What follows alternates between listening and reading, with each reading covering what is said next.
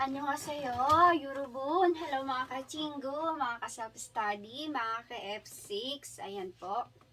So, mag-share po tayo ulit ng ating experience, no? Bago tayo nakapunta dito.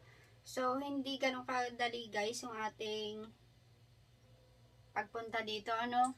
So, dumaan talaga tayo sa exam. Yes po, nag-e-exam po sa embassy bago tayo pumunta dito. Or kung hindi po kayo mag-exam sa embassy, meron po dapat kayo, nag-aral po dapat kayo sa, may certificate po kayong ipapakita from accredited school ng embassy. Kailangan mag-aral po kayo dun sa school, sa Korean Center. Tapos, kailangan makakuha kayo ng certificate na yun ang ipapakita nyo po sa KBAC. Ganun po. So, ngayon nga po may sasagutin tayong question for today's video. So, saglit lang guys ha. Kasi nagbibideo ako para yung susunod na magtatanong, may idea na siya.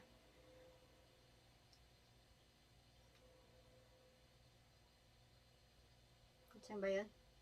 Saglit lang guys ha. Saan ba yung comment niya? Nahanap ko yung comment. Yan. So, ito. Sabi niya, ask ko lang po if nag-aaral po kayo sa accredited school. Nag-aaral po ba kayo sa accredited school? Hindi po ako nag-aral sa accredited school dyan sa Pinas. Hindi po ako nag-aral sa mga Korean Center. Ako po ay nag-aral self-study. Sa bahay lang po. Kasi wala kami pambayad. Kung kayo po ay kagaya kung yung walang sapat na budget, ganyan. Pwede naman po mag-aral self-study po. Self-study, talagang matinding aral lang po talaga. Halos mga 4 na notebook yung ginamit ko. Everyday po ako nagsusulat, nag-aaral, nalilecture. Lahat ng mga tutorial video, inaaral ko yan. Ayan. Tapos, or nag-self-study lang po kayo. Yes, nag-self-study lang po talaga ako. And I think, kung kaya ko, kaya nyo rin guys, dun sa mga, kung kayo ay medyo sa budget. Siyempre, sa dami ng gastusin, di ba, sa pag-apply, mga papers, ganyan-ganyan, balik-balik sa KBAC.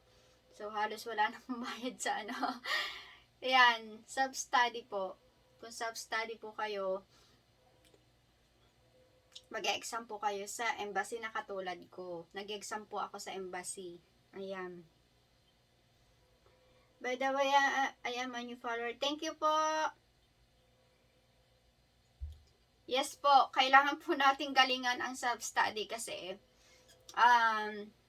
yun na yung way eh. Kumbaga, ikaw ang gagawa ng paraan. Ikaw na mismo yung sa iyo nakasalalay. Sa iyo nakasalalay kung paano ka makakaalis sa kinatatayuan mo ngayon. 'Di ba? So, fighting mga ka-F6. Ask ko lang po at kailangan ko pa po mag-aral sa accredited school. F6 rin po kasi ako, need pa daw po mag-aral. Kung may sapat na budget ka po, kung may sapat na budget, may pera po kayo, pwede po kayong mag-aral sa Korean school, Korean Center. Mga Korean Center po, para mabigyan kayo ng certificate. Sa case ko po kasi, kung akong tatanungin mo, ako kasi, nag-self-study lang kasi nga po, walang sapat na, budget. So, self-study po, i-share ko lang na, nag-aaral ako everyday, nagsusulat ako, nagno-note ako ng mga tutorial video na nakikita ko sa mga social media.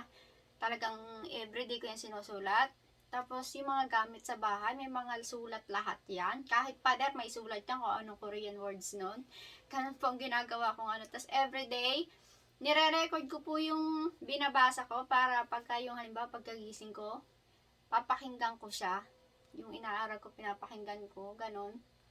Tapos yun na nga, dumating yung araw ng exam sa embassy. Diba pag nagpasa tayo ng requirements, kailangan, kasunod nun exam na. Ako kasi nagpasa ng umaga sa KBAC.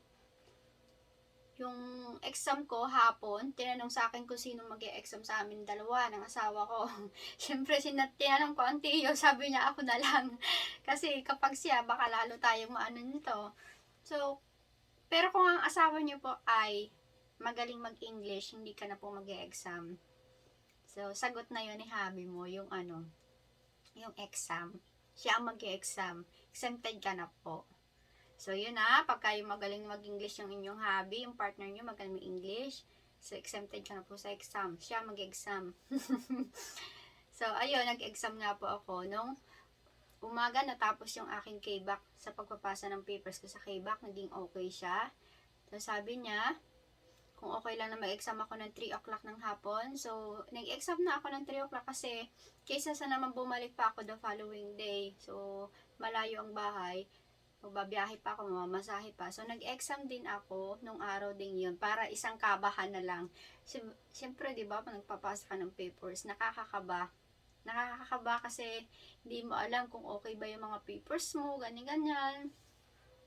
Tapos, habang nagpapasa nga ako, Diyos ko, nakaganto na ako doon sa Korea na nag-aano sa akin, nag-interview. Diyos ko, Lord, sana ipasa mo na lahat, sir. Korean kasi nag-aano sa akin, sir, nakaganto na ako sa ano niya, nakaganto na ako. Diyos ko, nginig ng nginig.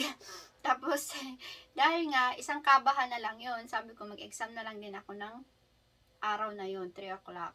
So, yun na. Ano siya, parang 30 minutes, 40 minutes, parang ganon. And, 100 points yun, 60 points passing grade. And,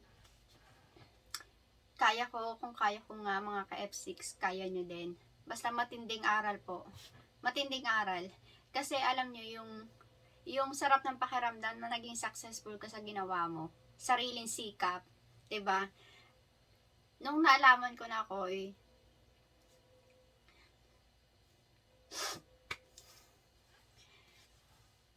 naiiyak ako. Nung nalaman ko na nakapasa ako, iyak talaga ako.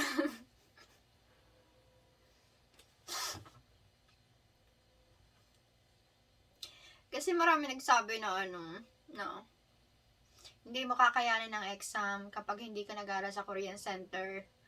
Dahil nasa motivation ko nga din, self-motivation. Tapos, sinasabihan din ako ng asawa ko na, kaya mo yan, kaya mo yan. May tiwala ako sa'yo, kaya mo yan. Ayun.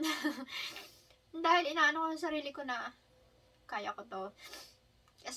Kasi merong iba na, nag-aral sa Korean Center, pero hindi siya ganun kumbaga parang hindi siya masyadong natuto, parang ganun, tapos yung nagbagsak sa.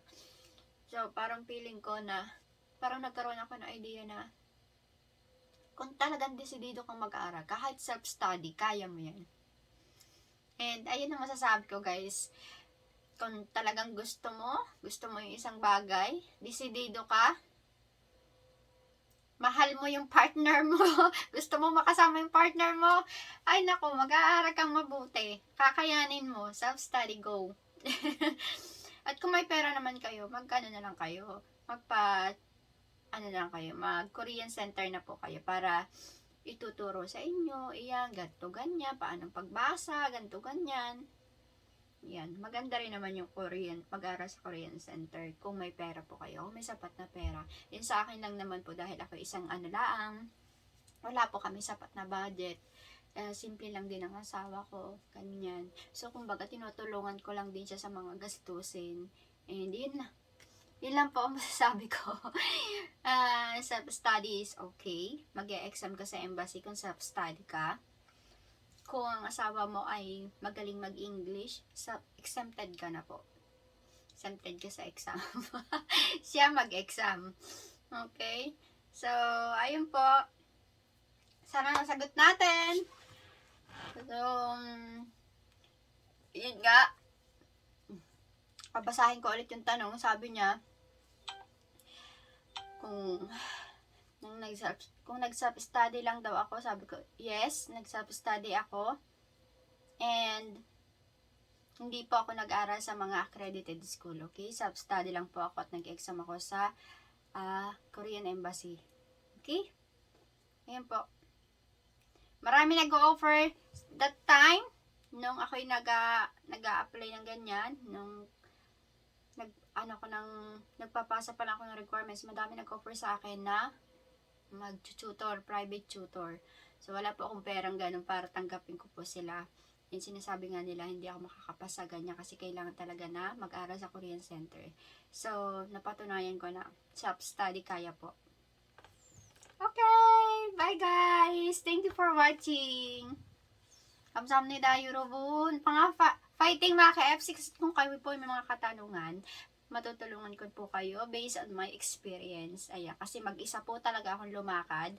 Yung asawa ko nandito sa Korea. Ako lang po naglakad sa Pinas that time. Ayan. Kaya,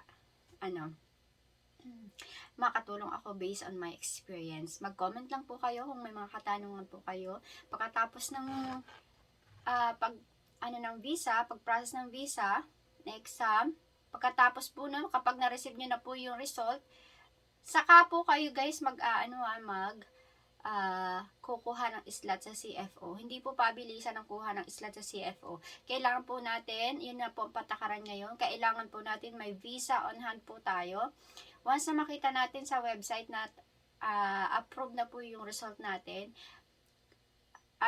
punta na po tayo sa Google at kumuha po tayo ng slot. Okay? Kamsahamnida! Bye guys! Thank you!